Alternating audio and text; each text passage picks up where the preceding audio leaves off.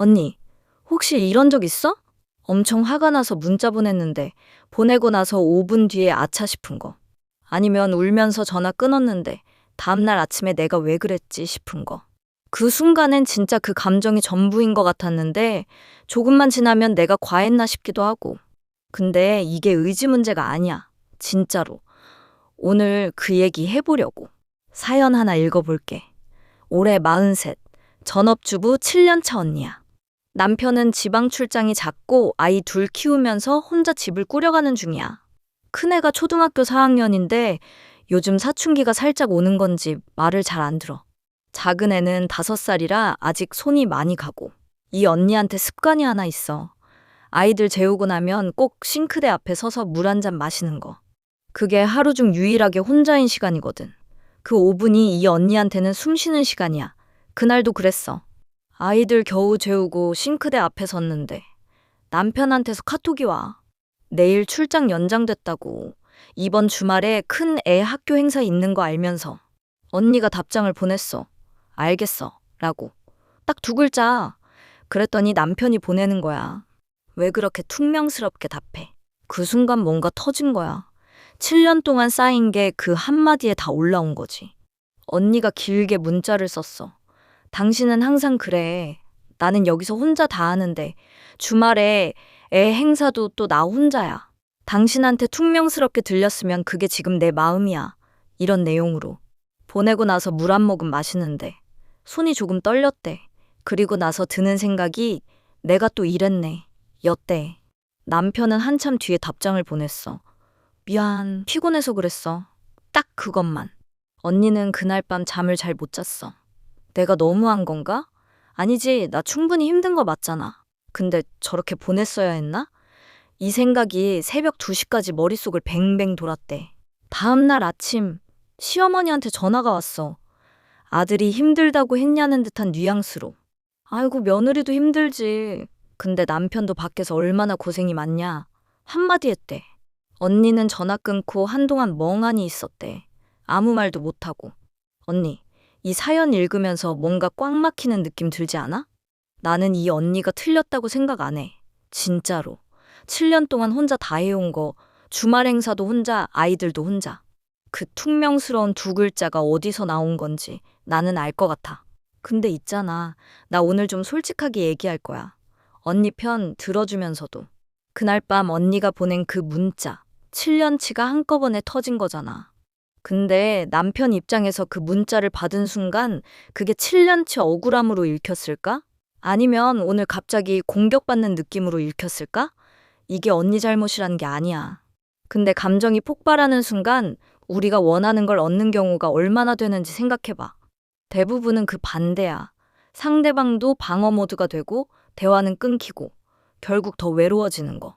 그래서 오늘 얘기하고 싶은 게 이거야. 감정이 폭발하기 직전 딱 한 발만 물러서면 보이는 것들. 근데 이게 말은 쉽잖아. 한 발 물러서라고? 그 순간에? 맞아. 진짜 어려워. 왜냐면 그 순간에 우리 뇌는 말 그대로 위기 모드거든. 잠깐 이거 중요해. 우리 뇌에 편도체라는 게 있어. 감정 처리하는 곳인데 이게 위협을 감지하면 엄청나게 빠르게 반응해. 근데 문제는 이 녀석이 실제 위협이랑 감정적 위협을 잘 구분 못한다는 거야. 사자한테 쫓길 때랑 남편한테 왜 퉁명스럽냐는 문자 받을 때를 비슷하게 처리해버려. 그래서 그 순간에 뇌에 판단하는 부분, 앞쪽에 있는 이성적인 부분이 잠깐 뒤로 밀려나. 그러니까 그 순간에 냉정하게 생각하기가 진짜 어려운 거야.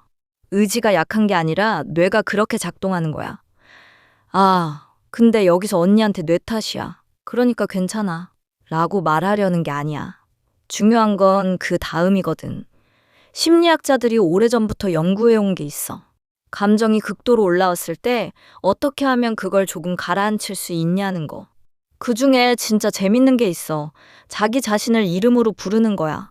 무슨 말이냐면 감정이 폭발하려는 순간에 속으로 이렇게 말해보는 거야. 나는 지금 화났어. 가 아니라 지금 김미영은 화가 났구나. 이렇게. 웃기지? 근데 이게 진짜 효과가 있어.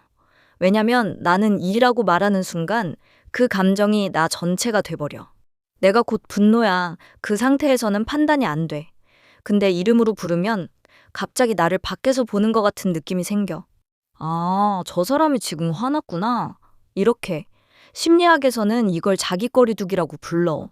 근데 그냥 수다하듯 말하면 잠깐 나한테서 한 발 물러서는 거야. 이 개념이 사실 엄청 오래된 얘기야. 고대 그리스 시대에 스토아 철학자들이 이미 이 얘기를 했거든. 그중에 에픽테토스라는 사람이 있어. 원래 노예 출신이야. 주인한테 맞고 다리도 부러지고. 근데 이 사람이 한 말이 있어. 그것들이 너를 방해하지 않는다. 그것들에 대한 너의 판단이 너를 방해한다. 나 이 말 처음 읽었을 때 좀 얼얼했거든. 노예였던 사람이 이 말을 했다는 게 남편의 문자가 언니를 힘들게 한 게 아니라 그 문자에 대한 언니의 해석이 언니를 힘들게 했다는 거야. 물론 그 해석이 7년치 감정에서 나온 거라는 걸 나도 알아. 그게 틀렸다는 게 아니야. 근데 그 해석이 유일한 해석은 아닐 수도 있다는 거지. 남편의 출장 연장이 언니를 무시하는 거일 수도 있어. 근데 그냥 일 때문에 어쩔 수 없는 상황일 수도 있어. 그 두 가지 가능성을 같이 볼 수 있는 상태가 되려면 감정에서 딱 한 발 물러서야 해. 불교 쪽에서도 비슷한 얘기가 있어.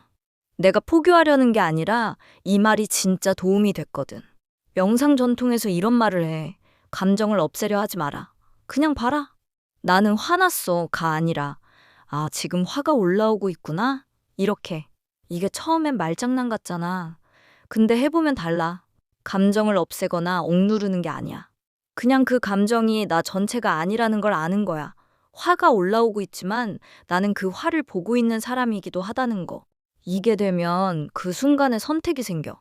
이 감정대로 바로 행동할 건지 아니면 잠깐 기다릴 건지. 혹시 언니도 이런 순간 있어? 50대 초반. 카페 사장님. 가게 매출이 석 달째 안 좋아. 직원이 갑자기 그만둔다고 하는 날 단골 손님이 커피 맛이 변했다고 리뷰 남겼어. 그날 밤 그 리뷰에 날카롭게 답글 달았다가 다음날 아침에 지웠어. 지우면서 드는 생각. 내가 왜 그랬지? 22살. 고시원에서 공무원 시험 준비하는 언니. 같은 스터디 멤버가 합격 소식 올린 날 진심으로 축하한다고 댓글 달았는데 방에 돌아와서 혼자 엄청 울었어. 그리고 나서 내가 이렇게 찌질한 사람이었나 자책했어. 30대 중반. 이혼하고 혼자 아이 키우는 언니. 전 남편이 양육비 또 늦게 보낸 날 아이한테 짜증을 냈어. 아이가 뭘 흘렸는데 평소보다 크게 화냈어. 아이 자고 나서 그 옆에서 한참 울었대. 내가 왜 애한테 그랬지. 40대 후반 시어머니 간병하는 언니. 병원에서 또 검사 결과 안 좋다는 말 듣고 집에 오는 길에 남편이 저녁 뭐 먹을 거냐고 물어봤어. 그 순간 말이 안 나왔대. 그냥 모르겠어 하고 끊었어. 그리고 나서 내가 너무 예민한 건가 싶었대. 다 달라 보이지? 근데 다 같은 거야.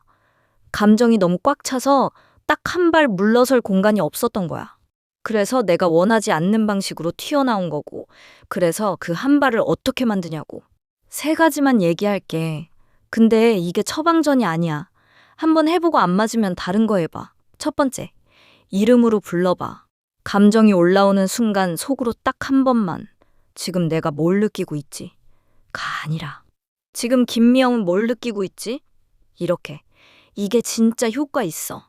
왜냐면 이름을 쓰는 순간 나를 잠깐 밖에서 보게 되거든. 감정이 나 전체가 아니라 내가 지금 이 감정을 경험하고 있는 사람이 되는 거야. 그 차이가 작아 보이는데 그 순간에는 엄청 커. 오늘 사연 속 언니한테 대입하면 남편 문자 받은 순간 지금 나는 화났어.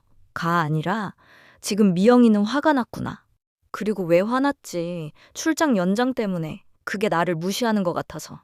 아니면 주말 행사 혼자 또 해야 한다는 게 너무 지쳐서.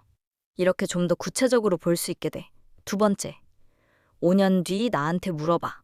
이거 되게 단순한데 나는 이게 진짜 도움이 됐어. 지금 이 순간이 너무 크게 느껴질 때. 5년 뒤에 내가 이 순간을 어떻게 볼까? 딱 한 번만 물어보는 거야. 오늘 이 문자 보내면 5년 뒤에 잘했다 싶을까? 아니면 그냥 그날 지쳤던 거로 기억될까? 이게 지금의 감정이 틀렸다는 게 아니야. 근데 지금 이 순간이 영원한 것처럼 느껴질 때 시간적으로 조금 멀리서 보면 좀 달라져. 지금은 엄청 크게 느껴지는 게 사실 그렇게까지 크지 않을 수도 있다는 게 보이거든. 사연 속 언니가 그날 밤 새벽 2시까지 잠 못 잔 거 있잖아. 그때 이 질문 한 번만 했어도 조금 달랐을 수 있어. 5년 뒤에 내가 이 밤을 기억할까? 기억한다면 어떻게 기억하고 싶을까? 세 번째, 친한 친구가 이 상황이라면 이게 가장 강력한 거야. 지금 나한테 일어난 일을 내 친한 친구한테 일어났다고 상상해봐. 그 친구가 나한테 이 상황을 털어놨어. 나는 그 친구한테 뭐라고 말해줄 것 같아. 우리는 자기 자신한테는 엄청 가혹해. 근데 친구한테는 훨씬 더 따뜻하잖아. 친구가 감정적인 문자 보냈다고 하면 나는 그 친구한테 야, 넌 왜 그랬어? 라고 하지 않아. 많이 힘들었겠다. 근데 이렇게 하면 어떨까? 이렇게 말하잖아. 그 말을 나한테 해주는 거야. 오늘 사연 속 언니한테 대입하면 친구가 7년 동안 혼자 다 하다가 그날 밤 터졌다고 하면 나는 그 친구한테 뭐라고 할 것 같아. 아마 이렇게 말하지 않을까?